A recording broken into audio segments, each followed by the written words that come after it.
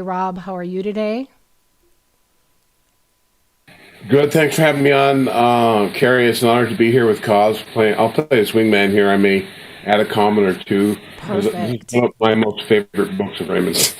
Perfect. And I want to introduce you a little bit more in a second. And Cosmic Raymond Keller. Hi, Ray. How are Hi, you today? Cary. Thank you very much. I'm doing quite well, and it's always a pleasure to be on the program. You are a contactee from a time when you were really young, and you have a long standing relationship with the Venusians. And I am so excited to be able to share some of your experiences with our listening audience and give people a chance to get more in touch with you and what you've experienced, and maybe get them interested in your books as well, because you relate these adventures in your books. And so I'm really excited to have you here today. Oh, thank you, Cary, and I hope I'm able to provide some illumination to the audience today. Yes. Rob, anything you'd like to say about Raymond's books, where they can be gotten? We'll just put a little plug in at the beginning here. And Right. Well, actually, I got to pull that up, so I'll do that a little bit later. okay. But I do want to say, you know, again, to reiterate, the uniqueness of Raymond's contact compared to other contactees. Other people have a lot of people from different worlds and systems coming here. The Venusians being our closest neighbor and the actual guardian force to the Earth in service to the divine plan and the Galactic Confederation of Light. It's important that people know that in our particular Galactic Confederation of Light, as they call it, there are 601 worlds and 51 systems, including the Taurus Cloud, Alpha Centauri, Arcturus, many others that we can talk about. And the head of that actual confederation sits the Queen of Venus. And some people have made a misunderstanding, and even their real contacts in regards to Venus. One person in particular, I won't mention the name, but the Venusians actually do have a queen, and they do enjoy an advanced augmented consciousness. And Raymond was very fortunate to live there. I personally have been a contactee of face-to-face Venusians since 1982. Through Gabriel Green was my mentor then. And at this point in time, Raymond has allowed me into a further closer association due to his personal relationship with the Queen of Venus. And on my website, you can see where I've been able to meet the Moon Base Commander, a very famous contactee, mentioned many times in Raymond's books. And today, folks, you're going to get a very special PowerPoint in regards to Raymond's contact in 2012. In this third book, he reveals the story of Dolores Barrios, as he knew her, as one of her pseudonyms in her very long-lived life on Earth. And you're going to learn about him going to Venus, watching the Queen ascend, how he got there, her picking him up, getting there, going around the dark side of the moon and landing for an ascension party. On the surface of the moon, they do have bases in the northern hemisphere.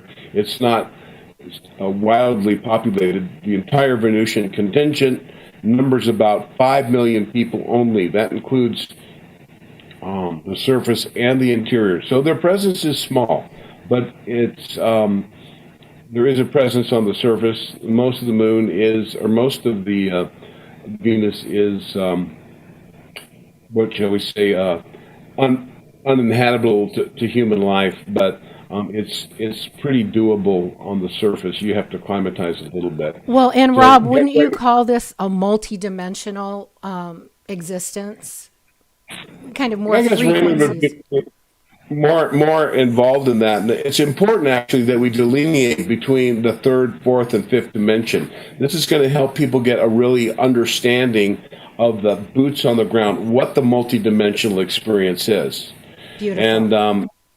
And in the questions I asked, and we can maybe do a show on that at some point here, that the Queen and the security force have answered for me, and Valiant Thor. We'll learn about the fifth dimension is coming. It's a little bit farther in our future on a planetary level, although individuals may ascend. We are in the fourth dimension now, and what's important is that we as individuals claim this and achieve the fourth dimensional frequency in our consciousness, and we're going to create wonderful new platforms, and they're preparing for that now. So get ready for this great show with Dr. Raymond. When I'm ready at some point, Kaz, you can, I'll come back on with my image and raise my hand, and then you can take a quick break, and I'm going to show people the Gospel of Thomas, where it can be purchased on my website, and actually a very special book special that we're offering to all the people on your show today. Okay? Great. Thank you so much, Raymond. Take it away and take us to Venus. Take us to the time-traveling Nimbus and the Akashic record room. All right. Yes. Go ahead. Thank you so much, Rob. And Raymond, we're just really excited to see your slides. Give us an intro, however you want to do it. And yes, take us on a journey with you. Okay. Well, in my introduction to book number 3, Cosmic Rays, Excellent Venus Adventure, I have to go to a prelude in my second book called The Final Countdown, Rockets to Venus. And there's an account in here that takes place in 1990 off the coast of Charleston, South Carolina. And it's the USS Nimitz. It's going to pick out a space capsule that dropped into the sea, and they recovered a German astronaut. And later they found out that this astronaut had been to Venus. And so his story, complete story, is also in the beginning of book number 3. Now, all that information is, as far as dates and military personnel and everything involved, is all documented and footnoted, so it's all real. I researched it with Andy Rees, who was the psychic editor of the Weekly World News, and some people on the staff of the Weekly World News. So it's a tabloid, but generally, as far as UFO reports went, tabloids like the Weekly World News and the National Enquirer were very accurate. Excellent. But what happened as I was researching that book,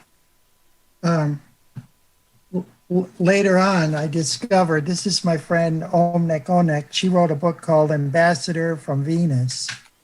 And she wrote in her book, I want you to read a section there because it pertains to a validation of the research that I was doing about this German astronaut. And this is from page 28 of Omnec's book. Great.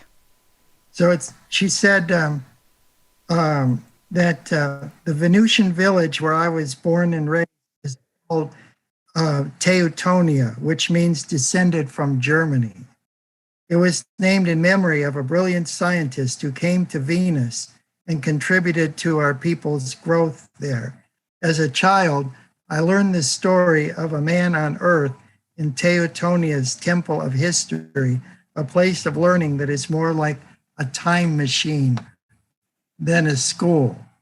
And everything that I learned about this German astronaut, his travel through time across the Rainbow Bridge, going into the past of Germany, where he helped save a village and found the village. The whole account of it is in is in the beginning of Cosmic Ray's Excellent Venus Adventure, because Venus was there for 2.5 months. That was one of the first things I wanted to look up in the Temple of History, is to verify that story. And so the information that I got was really astounding. And once again, it's not made up. It's not science fiction, because everything, as far as dates, names, places, can all be times. They can all be verified, completely verified. So that was Beautiful. what I wanted to say to the beginning there. Now let me go to the slide for that particular program. Okay.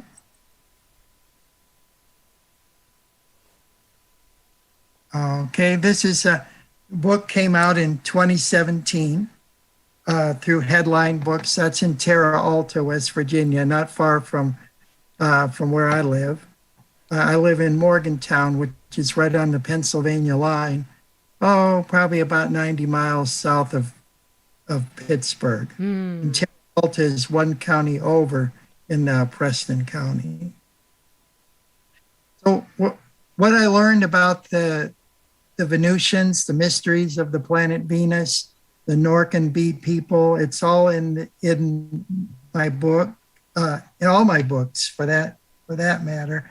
But a good introduction to the mysteries of Venus, as I've seen it, is in Cosmic Ray's Excellent Venus Adventure. One of the things we learn right off about the Venusians is that they live and work in a very close association with the indigenous inhabitants of Venus, which are these very large bees, about 5 feet long. And this goes back to the beginnings of Venusian history, when the planet was invaded by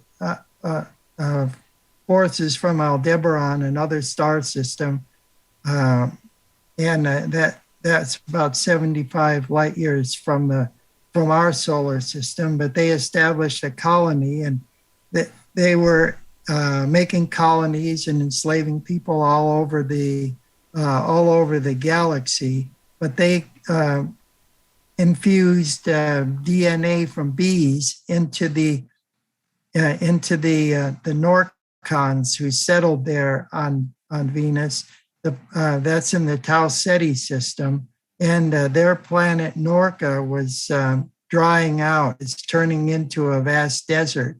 And so about 25 million years ago, they made a journey to our solar system and settled in the northern climes of Venus.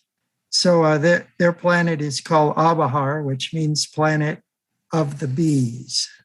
25 million years ago. Raymond, were those interlopers or those invaders that established that colony, were they Pleiadians using Aldebaran technology, or were those actual Aldebaran beings? They were actual beings from Aldebaran, but also may have included other beings in their own federation, their own alliance at that time, which did include the Pleiades. A lot of people have misunderstandings about the Pleiades. There's actually over 250 solar systems in the Pleiades star sector. From Earth, it's only visible as 7 stars, but there's actually many more, and countless planets there. And the Aldebaran space power empire carved out sections of the Pleiades that were under their control. So they're like the Norcons, and like us, they're primarily descended from hominids. So they look much like we do. Very interesting. Those images aren't exactly what they look like, right, Gus? Yeah, this is a drawing by a Mexican artist to illustrate his version of what bee people look like, and he did this drawing for another contactee that goes all the way back to the early 1920s by the name of Albert Coe. Wow. And Well, so it's great to have the pictures, it helps imagine it, oh yes, it's really good. I tried to be very thorough in my history research. I do have a doctorate in history and Wow. wrote a dissertation on the life of a Basque pirate who settled in northern Venezuela around Lake Maracaibo, and brought a contingent of Mbangala people from Africa to help carve out a territory Wow. there. I'm very familiar working with historical documents and researching these things. So Nice. unlike a lot of other books that you read from different contactees and sources, you can actually follow the footnotes in everything I write and prove Nice. that it's for real. It's not science fiction. It's not made up. Nice. I'm excited to see what's next. Okay. I begin with the section on one of Canada's former defense ministers, Paul Hellyer, and his revelations that were just coming out at the time that I wrote the book. And he said that when he was the defense minister of Canada, working with NATO and working with the United States, he had knowledge from American astronauts and astronomers and others, including Canada's own Project Magnet, the secret UFO project, that not only were UFOs real and interplanetary, but that there were contingents of extraterrestrials that were right here on Earth, about 80 different species. And he said not all of them were friendly toward us. Some of them, a small percentage, albeit, did not have the best intentions toward the people of Earth. But we know from Dr. Frank Strange's and others, and his meetings with the valiant Thor and so forth, that the Venusians constitute an angel force here on Earth. There's about 4,000 to 7,000 of them on Earth at any one time. Beautiful. And this is also verified when you read the writings of Rumi, the ancient Sufi poet, that back from the 13th century, I think, that there have always been angels on Earth in that particular number, between 4,000 and 7,000. But anyway, the mission of the angel force is to serve as messengers and also to serve as guardians over the Earth. So they watch our backs, and they've pulled our feet out of the fire on many different occasions. Nice. Now, in the beginning of the program, we talked about the conditions on Venus. And so in some respects, in the third dimension, Venus does represent a hostile environment. While there is a civilization underground in abundant water, aquifers, and so forth, hollowed out lava tubes where they built very expansive and beautiful cities and parklands and so forth. It's just a few places in the northern and southern hemispheres near the polar regions where the North and South Pole, where the temperature is suitable for human habitation. But the planet Venus does have a layered atmosphere, bifurcation, with oxygen being the heavier gas at the lower levels. And it's not quite as hot as the NASA would have us believe, although it is very, very hot toward the central latitudes.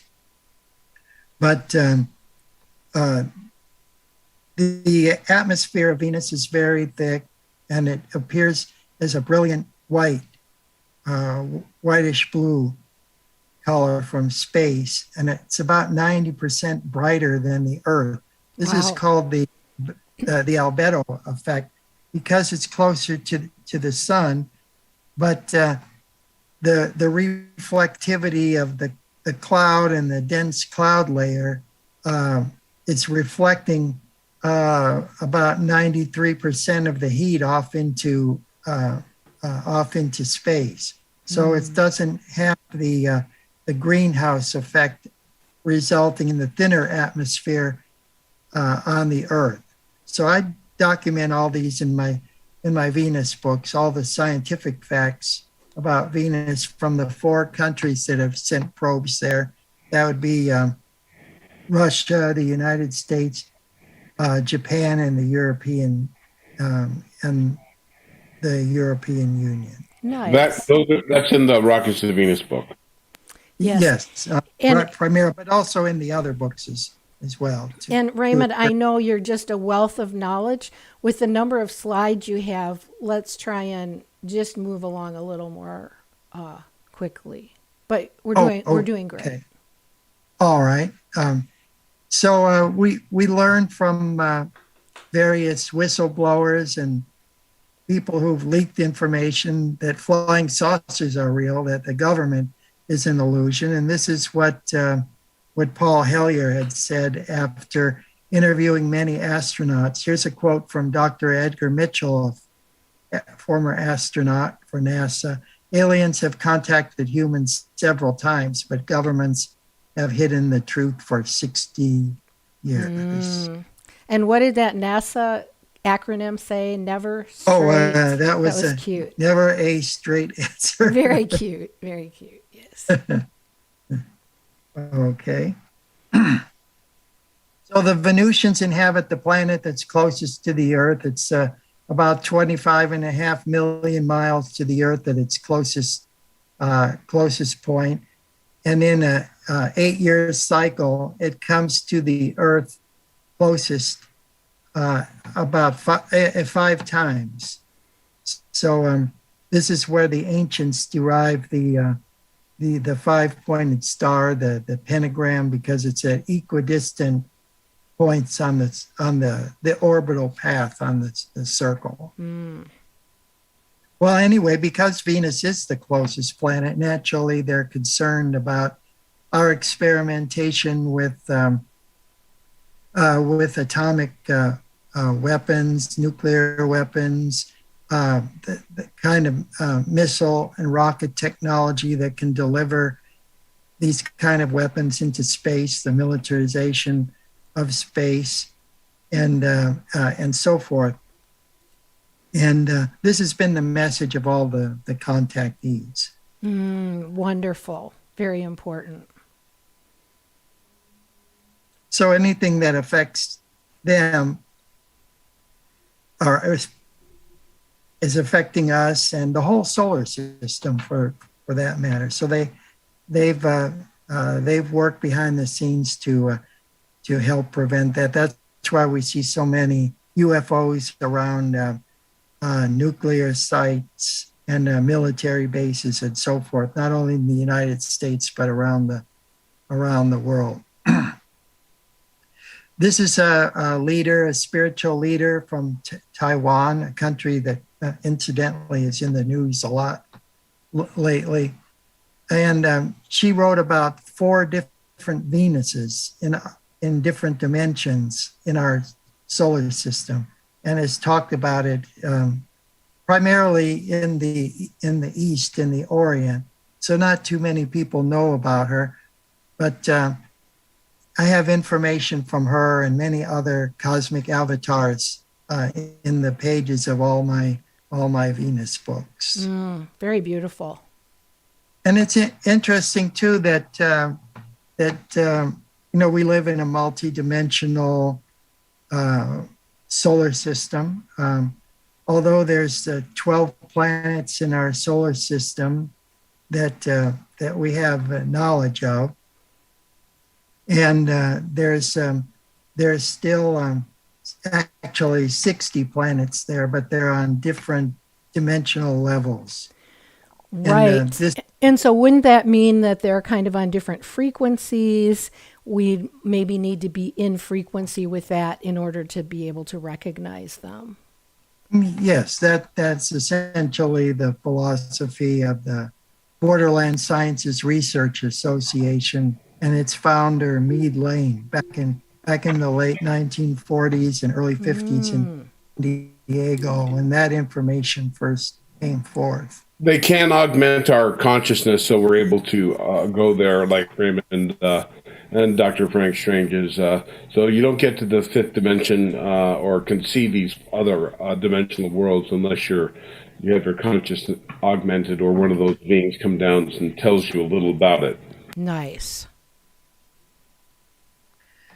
This is Earl J. Neff. He was one of the Untouchables, a sketch artist for Elliot Ness, but he became involved with UFOs in the early 1950s when he became the director of the Cleveland Ufology Project.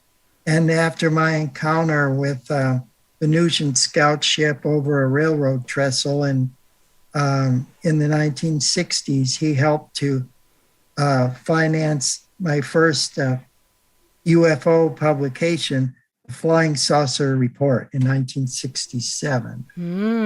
How exciting! And now I'll be speaking this weekend at from 1 o'clock to 3 o'clock in Ravenna, Ohio, in the public library about the history of UFOs in the Buckeye State in Ohio. So if anybody's out there in Ohio and you want to come and meet me in person, come on and stop on by. Exciting. So this is me in the National Enquirer. This is in 1969. There you see I'm holding up, that's me on the left, my friend Alan Weston on the right, and we're holding up back issues of the Flying Saucer Report. I also was a reporter for my local newspaper, the Bedford Times Register, as well as the editor of my high school newspaper, the Bedford High School Fourth Estate. And just as a kind of side information here, 14 years later, the actress Halle Berry was the editor of that same high school. Oh. I have a connection with Halle Berry, a tenuous. Nice. Let's get to the excellent adventure, cause. Yep. Let's keep moving along, Ray. Okay. Really good stuff. All right.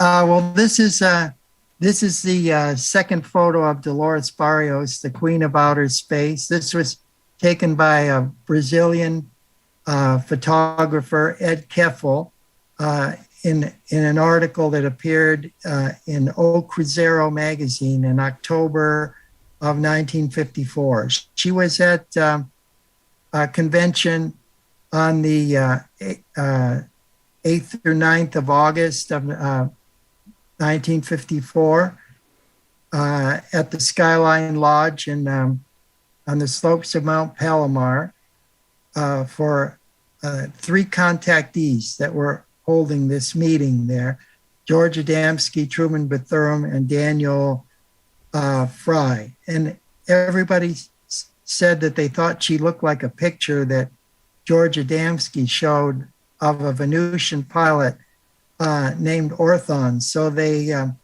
they were swarming around her and asking her all kind of questions, if she's a Venusian, if she comes from Venus and everything. And with all the pressure and everything, she and her friends, she was with two people that she was living with out in Manhattan Beach, two musicians. They ran down this hill, and then a swarm of bees came and stopped all the people. And she was given time. That bought her time for her and her friends to disappear in a luminous cloud of ionized air. I love that. What I document in this particular book is, the first part I mentioned the Canada connection. So I get all the information about what really happened at Project Magnet, which was at Shirley's Bay, Ontario, where they had their complex. They had a UFO search government headquarters where they were looking for evidence of extraterrestrials, trying to communicate with them or measure them. And the bottom line is that when she disappeared, they did register that, and also she, in fact, was the contactee of the very first Venusian official contact in modern times to George Adamski. Next slide, cause we got to roll. Yeah. Oh, okay. Yeah, and Rob, if you can keep stepping in like that, that's really helpful. Wrap a little, thoughts around what Ray is saying, and then let's keep going. Yes. Oh, okay. In George Adamski's books, he writes about Orthon and doesn't want to reveal that Orthon is a girl, because back in the 50s, people wouldn't respect that or understand that a woman could be in such a leadership position. But George Adamski wasn't alone when he had his encounter with Orthon on the 20th of November of 1952. So Jean Duplantier from Saucer, Space and Science magazine in Canada went out to interview the other witnesses that were there with Adamski, and based on their description, made the sketch of Orthon as a girl. And I really like her clothes. This was Lady Orda. Beautiful. That was her name. So where she came from the Basque Country, born in 1585, and her journeys around the New World, coming to the New World, and then ultimately being translated to Venus through an encounter with an ascended master, and everything is all described in my first book, which is Venus Rising. Beautiful. And Rob is going to tell us in a few minutes about a special on all of your books together. So okay. Let's go beyond this one. This basically shows in biblical times that they do have a smaller in-planet transportation device. It's activated by the higher consciousness of the contactee. Nice. Yes, and I look at the religious connections between angels and aliens. In this particular book, there's a lot of quotes from Billy Graham that he thought angels and aliens were one and the same thing. I love and also that. From other religious authorities. Yeah, that came from his book, Angels, God's Secret Messengers, 1975, page 25. Ah, very good. I always call angels angles of light. I feel like they're beings that come in certain frequencies, right? Yeah, that's a good way of looking at it. Well, that's kind of like that the Egyptians thought too. With the they said that even rays of light that were reaching the earth were emanations of intelligence. Oh, I love it. I love it. I love it. Yes. Very good. And I write about all that too. That's in the first book. Great. Go ahead. Exciting. So there are other encounters in here as well between different extraterrestrials from Confederation planets. There's some beings from Lyra that are that are kind of lionesque, and there's a woman in. There was a guy in England in the British Isles that had an encounter with a cat queen from the Lyra system, and she had a baby back on the home planet, and he was telling about it, and it was on the BBC News, but nobody believed him, so he stopped talking about it. So I just put this comment that this chapter is the perfect extraterrestrial interlude. Nice. Then there's a Swiss contactee, Billy Meyer. You probably know something about him. And, yes. One of the planets in the Pleiadian system is called Era, and this is a Pleiadian type of ship called a beam ship. And this woman here is the Pleiadian saucer pilot. Her name is Semjazi. I've heard a lot of his stories. I think Rob may have met her. I don't know. We'll have to ask him in a minute. I think he might be signed off for the moment. All right. So one of the things in this book, we're talking about the astronaut and, encountering different kinds of life on Venus. And we know that there's a multitude of different types of life, not just humanoid that's out there in space. And Helena Blavatsky said that the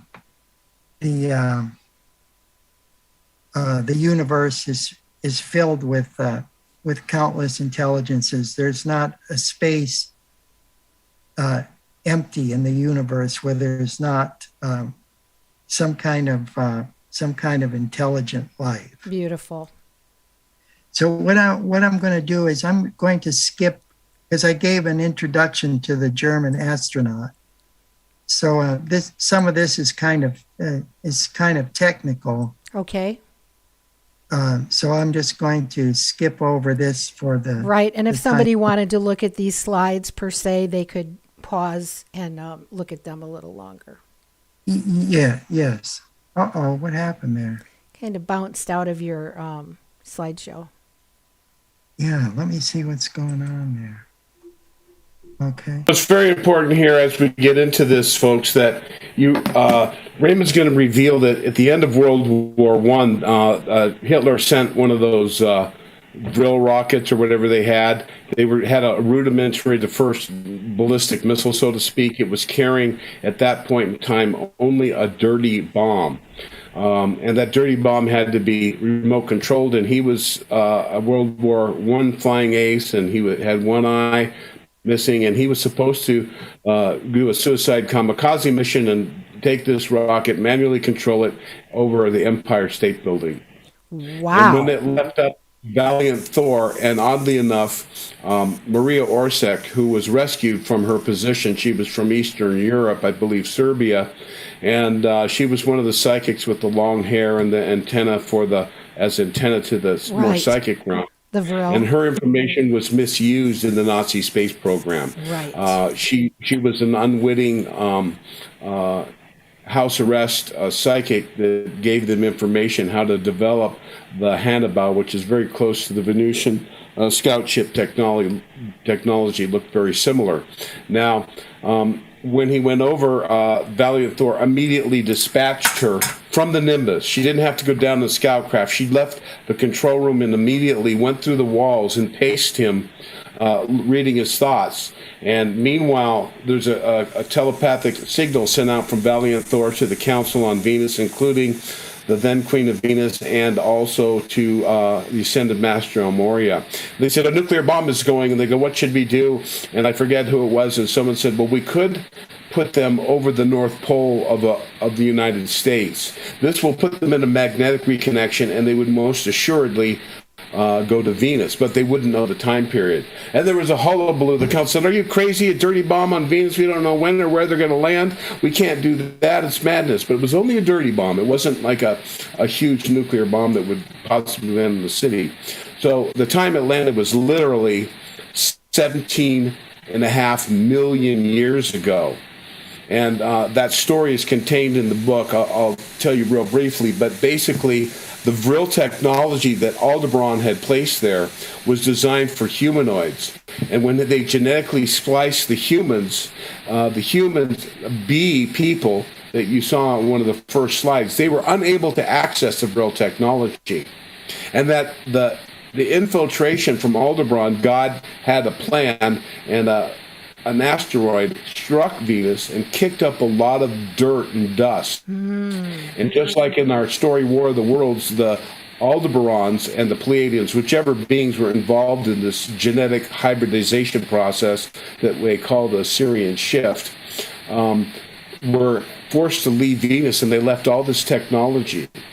So now, here comes a German guy, and through a story that you can read in the Cosmic Ray's Excellent Adventure, you'll be able to see that. And at the end, I'm going to show you guys some slides of where you can get these books, and we'll talk about that. So it's an amazing story that this German actually was up there, and he was able to use the dirty bomb to aid the Venusians in a particular help there.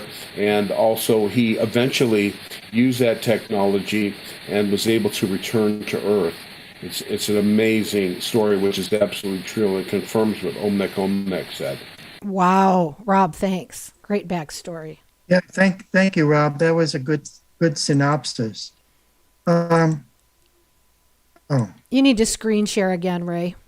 Yep. Oh, okay. There you go. Yeah. So this was some of the technical information, and Rob pretty much summarized that very good. But this was the name of the pilot, and from the flight logs and everything, missing in action on the 1st of January, 1945. I describe in detail his connection with the America bomber program, the secret rocket program, the V rockets, the Revenge rockets, and the 3-stage developmental rocket, how he was selected as the pilot, dates, times, everything, construction of the rocket, what happened on the way to Venus, his biographical information. So it's not made up, and you could check all this stuff and see that it's for real. There really was this guy. He disappeared. He did work for the rocket program and so forth, and what he found out about Venus that we're only now discovering today. So really, really cool stuff with the Vril technology, and interesting facts about time travel. So now we get into my own experiences, and there is an element that we call Californium, but they call it Cytherium on Venus, and they could use this element to produce atomic energy that they can convert into electrical energy to power their ships and their vehicles and so forth. And this is Lady Ankara. I had the opportunity of meeting her. She's the one that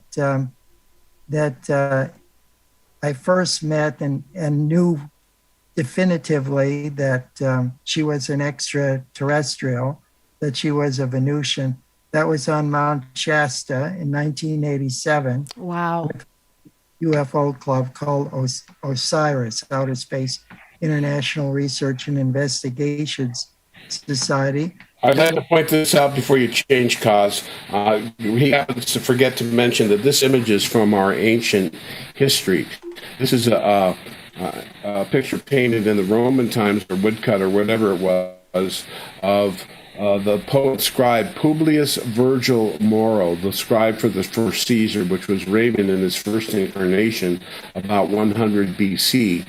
And this woman revealed herself eventually to him after meeting him that she was from the planet Venus, bright and early morning or evening star. And in our current incarnation, she was the Mormon saint Annalise Scarron, who was excommunicated for teaching the teachings. And Raymond was told by a former colleague of hers who lived on Mount Shasta, if you come to Mount Shasta, you'll meet a ascended master. And Raymond has enjoyed a contact with this ascended master who recently contacted him on his way here. She's a full-blown seventh dimensional ascended master, more than translated at this point in time. Go ahead. Okay, thank you, Rob. This is Commander Aura Rains, and she was frequently seen at the interplanetary spacecraft conventions, and she changes her identity from time to time. And the accounts of her at the Giant Rock Interplanetary Spacecraft Convention, the very first one in 1954, are explained in detail in this book. And fortunately, she was there to help us to get out of the area. But I'll explain that in a little bit here. Okay, this is a lava room. This is a symbol on Venus that represents enlightenment, zest for living, spiritual ascendancy, and the quest for beauty in all creation. And you see this type of symbol going back in many different cultures, but it's a sign of the initial Venusian presence on Earth. It's been the Nazis misused this symbol, and in fact, the symbol was on the bottom of her shoe when she landed at George Adamski, another different stylized version. Wow. And this has led some people to conclude that contact was actually Venusians using the Hannah bow and misdirecting Adamski, that they were positive. But in fact, we're clearing that up now, as Raymond will show on his shirt in his time travel experience later, that this is actually a true symbol of the Venusians, and that symbol on the bottom of her shoe was from Venus. It wasn't a fake false flag German Nazis pretending to be from outer space. Nice. Oh yes, and, when you look back at ancient cultures, this symbol is so prevalent that when Helena Blavatsky wrote all of her treatises on Isis Unveiled and History of a Planet, which was about Venus and so forth in the 1880s, she used like a reverse kind of swastika symbol as the emblem of the Theosophical Society. So it was Hitler who co-opted a good symbol and turned it to an evil purpose, not the other way around. Okay. We'll put that as an X-rated part. Okay. So basically what happened here is that on Venus, I wanted to go back. I wanted to go back in the temple of history and science to investigate the early flying saucer movement, and I wanted to go back to the meeting where Dolores Barrios first appeared in 1954, and at the Mount Palomar in August, but she couldn't be in the same place at the same time. So we went back further to April to the Landers Field, where they have the Giant Rock Interplanetary spacecraft convention, the very first one. And when we materialized in a kind of orb, like a time machine type vehicle, it was just to observe, not to actually make a landing. But there was a problem because, and I document these from a notebook that was kept by Truman Bethlehem about atomic testing that was taking place. And a couple weeks before and after, there was atomic testing going on. And it was pushing tachyons both forward and backward in time. It caused our bilocation signal to be interrupted and for the vehicle to crash at the Landers Field at night. And it was reported and everything in the newspapers, and it's all quoted back then. And I don't have it with me. It's in my storage area, but it's in the book. I want to interject here real quick here. And when Raymond was up there for two and a half months, he had actually asked the Ascended Master El Morya if he could look at the time in the time Akashic records, and he said, "Okay." She asked the Queen. She said, "They don't normally let people going back to Earth look backward and forward in time," and so. She went and talked to Ascended Master. He said, "Go for it." And they went into the temple. She said, "Show them how to use the time thing." And they go, "Oh, Queen, you're new. The new Queen, welcome, congratulations. But we don't normally let Earth people go back. That's not what we do." And she goes, "Ascended Master El Morya said it, and I'm your Queen. Teach him." So Raymond was looking through all the Akashic records, look at his past lifetimes, and he was able to look into the past. But to actually, this was in a disc type thing, but to actually go in a bilocation signal, the Queen had to go with him in a special situation. And when he shows a picture of him, they have a nimbus, but it's a time traveling nimbus. It stays sitting on the floor in the time temple, and they create like a whatever it is, a bilocation signal, and they were able to look like they were floating above the Earth from Venus in a bilocation signal, much like the bilocation signal when he put the Urim stone for the Gospel of Thomas for that book. If you look at our previous interview here, but she let him pilot it, and she goes, "Hey, Kaz, take it down to about 1,000 feet." And then Kaz goes, "Okay, 1,000 feet." He takes it down, and all of a sudden she goes, "Oh, wait a minute, take it back up." And he goes, "What do you mean, wait a minute?" And at that point, the tachyon symbol disrupted the time signal, and they actually started to break the nimbus apart. And instead of breaking apart on Venus, they broke apart 1,000 feet above the ground at Giant Rock and started falling to the Earth. So Kaz probably, he sometimes doesn't share the backstory there, but it's an amazing account. Why don't you tell?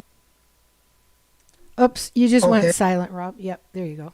Can you hear me? Yes. Yeah, you can share those images. Yeah. Rob, if you get your earbuds, that'd be helpful.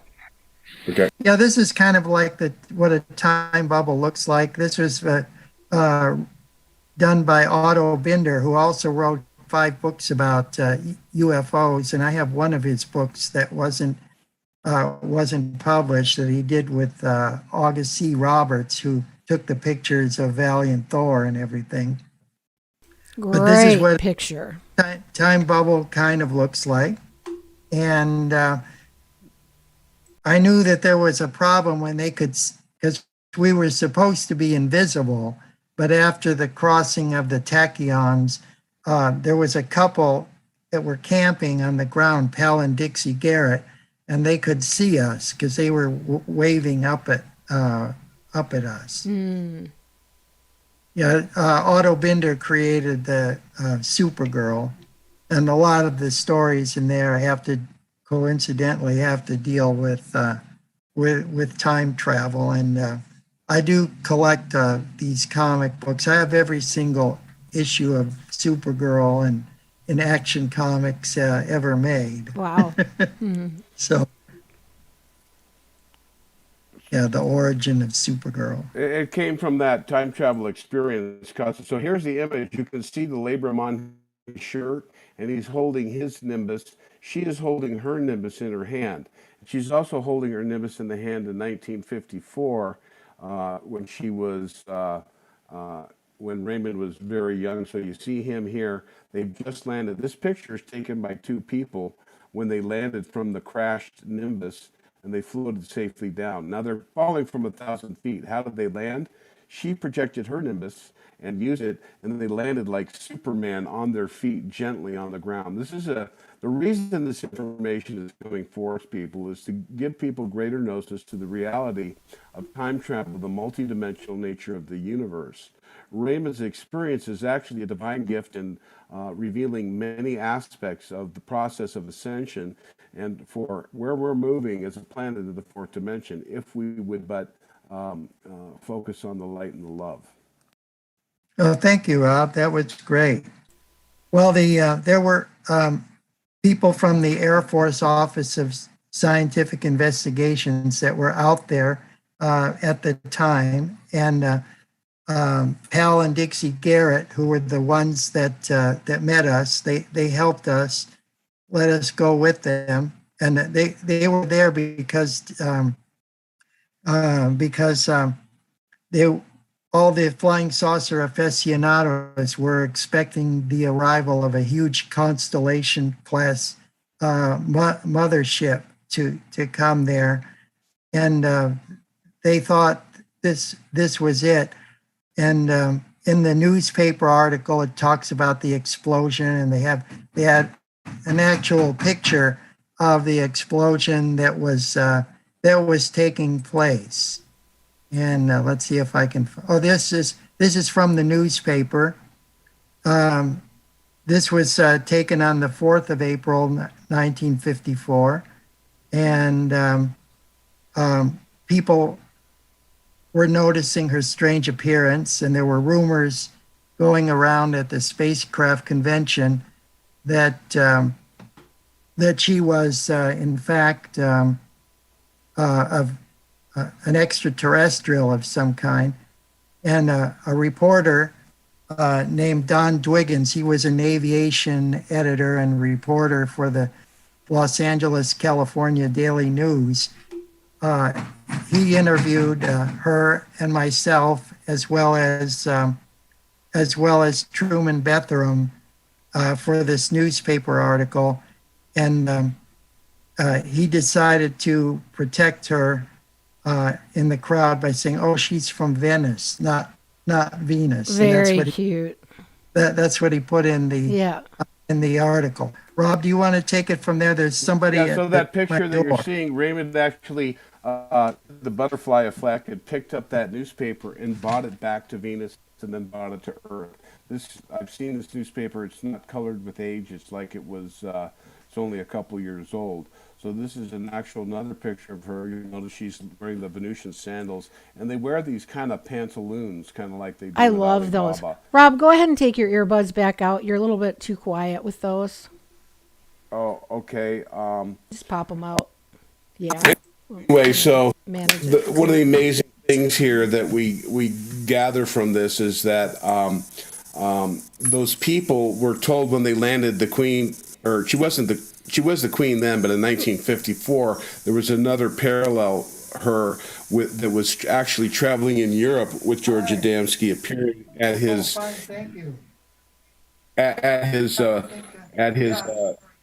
he was doing talks in Europe. So one of the other things is that she told those people, she said, "Do not publish the picture that you took of Raymond and I for 5 years." Okay. And they're from Paradise, California, and they held true to their promise not to publish for 5 years. And who did they give that picture to? And they had described to him the broken bubble that contained the seats that they burned when they landed so that no one would see it. And that's where Supergirl came from, actually, from Raymond Keller's and the Queen's time travel mishap. Raymond, Wow. could you mute? Sure. Anyway, so that's an amazing story there. So they're from Paradise, California, but that's how Supergirl was created. So here they are, trapped back in time. The Queen was somewhat nervous about how they were going to get back to the future because her time traveling Nimbus was broken.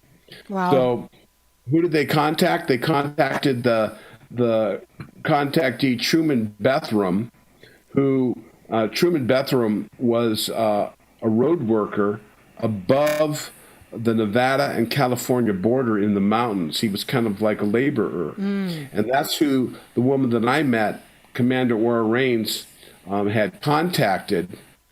And she said, I'm going to contact you every now and then. There's a picture of the image of the time trove as it crashed. Wow. And this crash and this image was not in our timeline until 2013. Wow. When Rain crashed. It's amazing phenomenon that you can go in circles with this time travel stuff. So he was actually acting as a reporter to the Venusians on nuclear experiments because they needed to monitor what was going on. And as a sidelight, she was the one that met Eisenhower and Edwards in 1954. Right. And she said, I've contacted the other Russians and the other people. You need to stop your nuclear experiments and get together and stop making war. Well, they got together and they decided to create underground bunkers for themselves in case the Earth they precipitated unnaturally an axial flip that would have destroyed the Earth. So unfortunately, the dark force is always doing that. So here you have evidence. Now, when these scientists came and questioning, what was that thing we saw last night? The Pal and Dixie Garrett said, "Oh, that was just some kids from Caltech shooting off fireworks. There was no UFO." Right. I just wondered if we could scroll back. Raymond, you could unmute yourself. Can you scroll back? There was a slide. I just wanted to see what it was. Just go backwards a little bit. Sure. Keep going. Go. Keep going. There. This one. What is this? Oh yes. This was a picture that was representing a cloaked saucer. This was the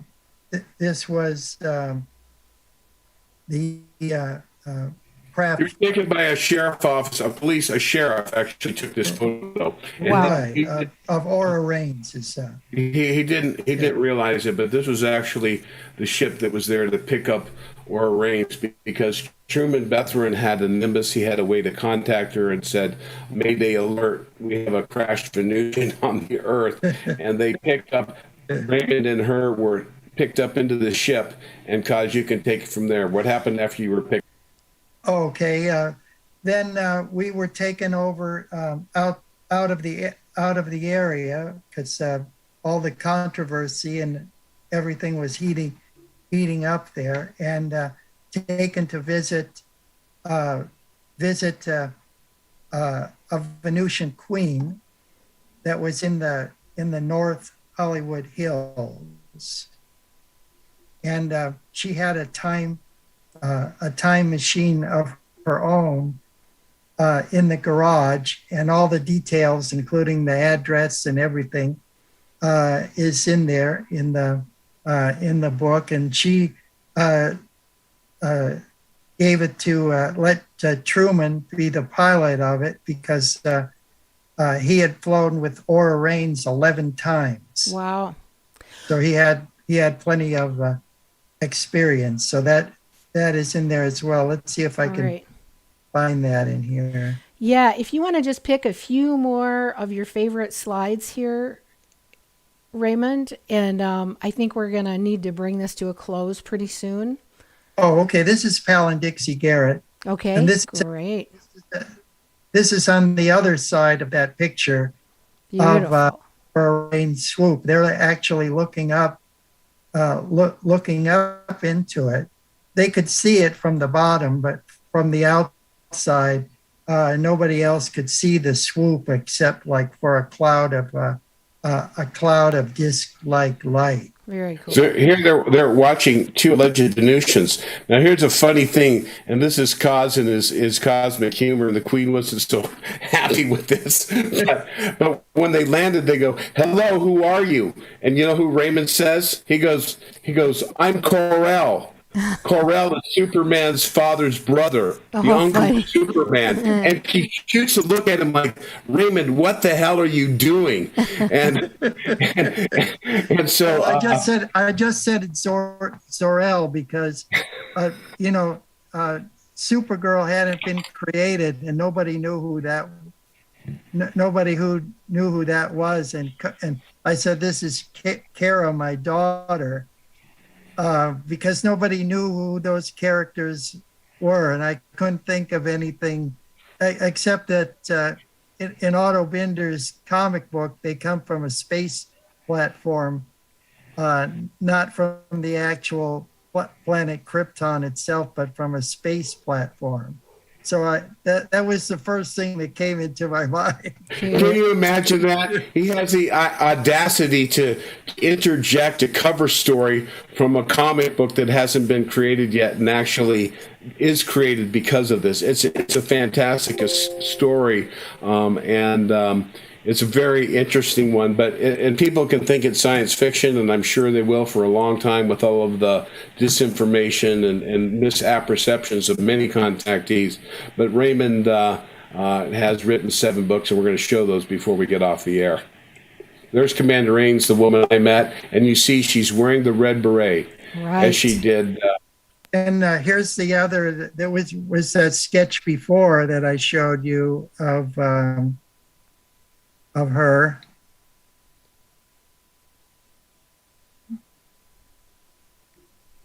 Oh, right there. This was by Dominic Lucchesi, and she made an appearance in New Jersey as well, and that's in my book 4 called The Vast Venus Conspiracy. Show the next picture, Kaz. We're going to blow some minds here, but I think it's time we kind of reveal this. So the next picture here of Commander Raines, forward, Kaz. That is a person. That is the Commander Raines, and you'll notice the looks change a little bit from her, from the picture that I have. So she was actually Che Guevara's muse. They do help the revolutionaries, and you're going to hear when we do an interview on my questions and answers. They help. They work with Thomas Jefferson. Yes. Who was a revolutionary. Now, she was, unfortunately, with the mind control stuff and all of the disinformation on communism and, of course, the totalitarian dictatorship, it is not really communism, it's just dictatorship.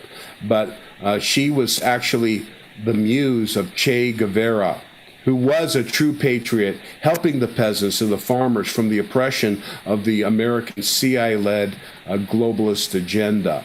And she did not get destroyed. She beamed out when they thought they had killed her. They never were able to find any remnants of her body. Well, they found there were 2 bands of guerrillas that were there in Bolivia, and they found all the rest of them, but they never found any traces of her. And the point is that they're not violent. They don't do violence, but they say you have a right to protect yourself against tyranny. Just as she told the founding fathers, and Benjamin Franklin took that and began to do the civil disobedience of the Boston Tea Party, which led to the heavy-handed response. And I don't know whether the Venusians directly advised them on this, but that's what started the Revolutionary War and the first shot at Fort Sumter with Ethan Allen and Moyes. It led to the new platform of a new form of governments in America.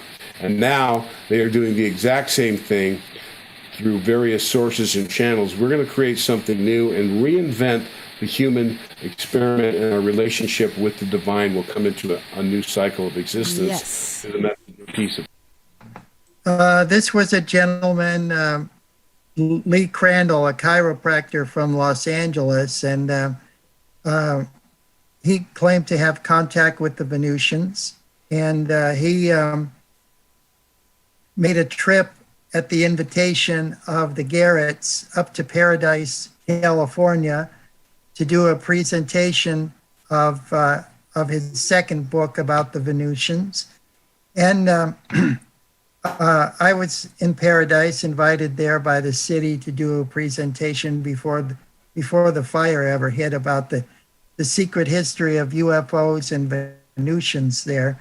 But it's interesting that this book came out before the big fire in Paradise. Interesting. But there's a long connection between the Venusians and the appearance of fleets of Ventlas or scout ships over there. The Garretts started one of the first flying saucer clubs. Wow. Interplanetary spaceship clubs, and it's all there in the Venus book. Yeah, let's zip through If a you last have any questions few. for him, I can show the book when you're ready. Yeah, Oh, okay. And this is I love this. Terry Blaylock. She was the contact that we visited her home and secured a safe harbor till Truman could pilot us out of there back to our own time.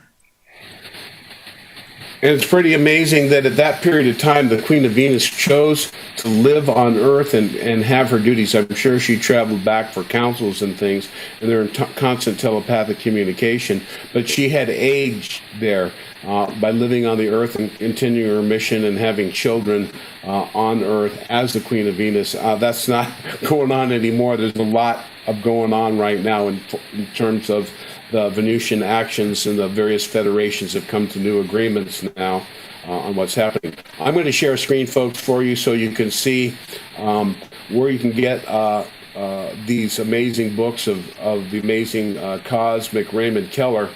And here are all the books here, starting at, it's basically all Venus all the time on my book section with one little smattering of Pleiadians.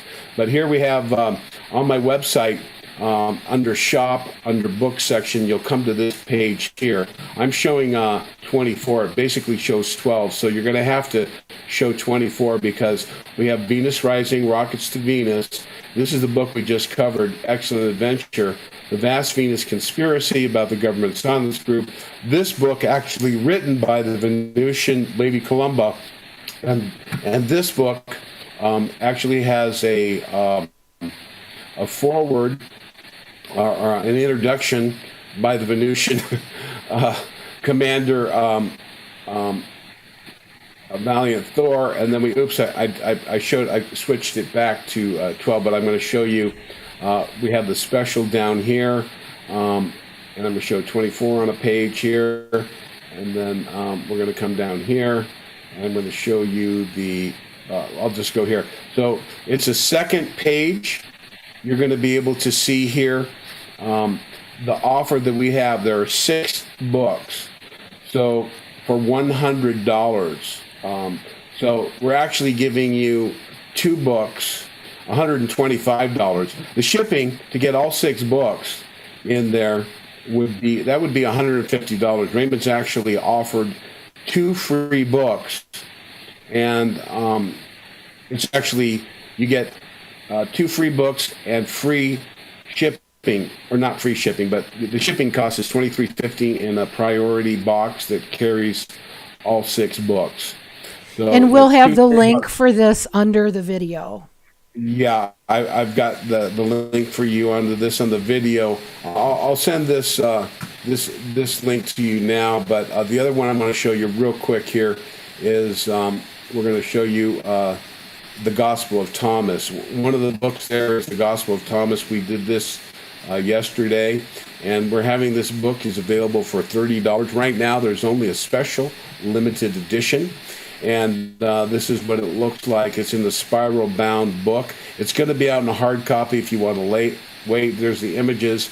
And I have a short sample cause. I showed a little bit of the youth gospel of Jesus to get people excited on this thing. And here we actually see that Jesus is raising people from the dead from the age of 7 years old. So we have to come to the understanding of the hierarchy of light in the Gospel of Thomas. These are two amazing books by Raymond Keller. I thank you for allowing me to come on here, and I know Raymond's stuff like the back of my hand, and as you see, he goes into minutia and the details, being the researcher that he is, and we need to get to the salient points sometimes. So I apologize, Cause, for synopsizing some of these amazing experiences you have. Well, no problem, Rob. I appreciate the assist. Wingman support. Yes, it's really fabulous. Listen, I am so. Do you have any other slides of your favorites that you'd like to show, Raymond, or do you feel good about today? Oh, I feel good about today. I do wanted to get into the new book as well. And we have listeners who've said love and light and interesting stuff. Oh, thank you so much to all Yes. your dear listeners. Yes. I'd like to reach out to people and let you know that on next year in August, the first week of August, we're going to be doing my summer conference in Venus. I haven't decided. It's going to be revolving around UFO contacts in Venus and other subjects as well. I'm going to try and get in some technological advanced speakers as well in August. But I also want to mention that anyone in Europe, Raymond and I are traveling to Europe May 20th through June 20th. Wow. We're going to be in Europe, and we're going to be doing a little tour. We're in the process of arranging publicity and gathering locations. And if anyone is in Europe over there, we're going to be mostly in Germany with Omnec. Omnec's great support, and kind of like me to Raymond, to Omnec for many years, where Omnec lived and shared the Venusian spiritual teachings. We're going to be combining the spiritual teachings, of course, with Raymond's incredible documentation on the nuts and bolts and the true interaction of the Venusians while we're in Europe. I may have a person in Scotland. We may be shooting over there for a little bit. So if anyone is interested, please contact me through my website, my phone number, my email there, and we'll get you in contact with the German, and maybe we can all coordinate with something if anyone has any ideas of venues or some ways for us to promote that. Thank you so much. Perfect. And I know that people can get the recordings from your just last August conference in Mount Shasta at your website as well. Yes, we're actually doing. I'm creating I have my inner circle, and we've actually stopped selling the things because they were $55. I've decided to put those in the inner circle, and I'm going to be creating a video today on how to use the inner circle. It has a tremendous amount of information.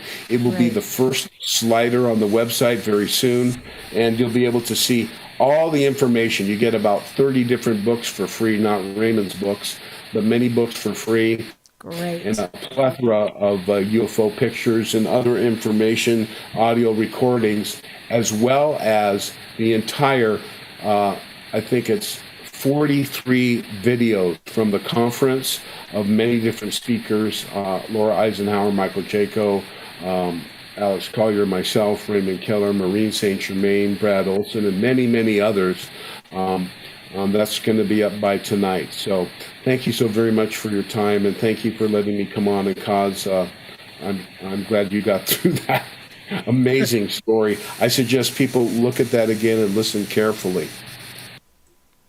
Well, thank you. Thank you, Rob, and thank you, Cary. I wanted to also say that the new book is Flying Saucers and the Venus Legacy. And shall we do a show on that next week? Flying Saucers. Oh yeah, and yeah, the Venus Legacy. That would be great. Let me put they get a look at the cover here of it. Okay. Let's see. Oops. Yeah, it looks pretty good. It looks exciting. Yeah, this is and a lot of original information in there from never before seen from Coral Lorenzen, the founder of Aerial Phenomena Research Organization, when it was back in Wisconsin, Sturgeon Bay, Wisconsin, in the 1950s, including connections with George Adamski and Dolores Barrios and some really amazing stuff. And then also with information from Hans Petersen, the founder of International Get Acquainted program in Denmark.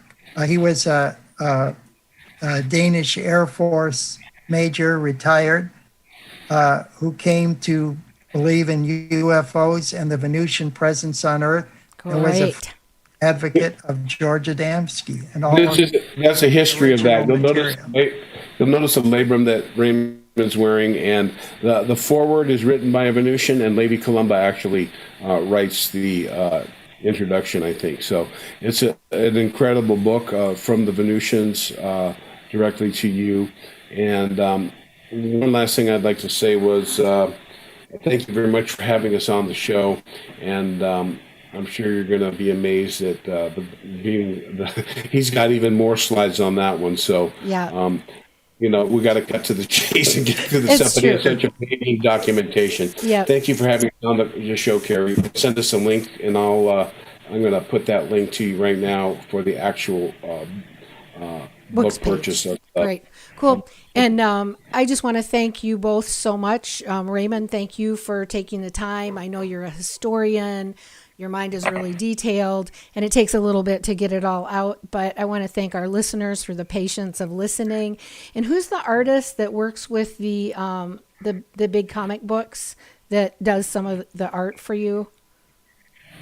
Oh, that is Dan Gorman. He's with Marvel Comics. Right. And I love that because it just helps bring the stuff into like our today, kind of images that we can relate with, and really nice. Oh, yes. I was so delighted that he was able to do that for me. And it just confirms the wider acceptability of these books, that people are finally coming around to recognizing the value of this research and the time that I put into it. Great. Yes. Thank you so much for sharing, for being here with us. And thank you, Rob. I always appreciate your viewpoint and your embodiment of this kind of contact information. We did have a question when you weren't online. Semiyas, how do you say her name? That was Semyasi, the Pleiadian contactee. Right. So did you actually meet her? I did. Raymond and had that's mentioned in my. When we interview me, we're going to hear what the Venusians say. I had my memory blocked, and I met her on the Earth, and I'm sure that I met her on the mothership. Although my memory of her was just a moment fleeting. Uh-huh. And why they blocked my memory, the Venusians actually answered that question for me. And at some point, I expect those memories to be restored. But Great. there's a lot of disinformation going out now.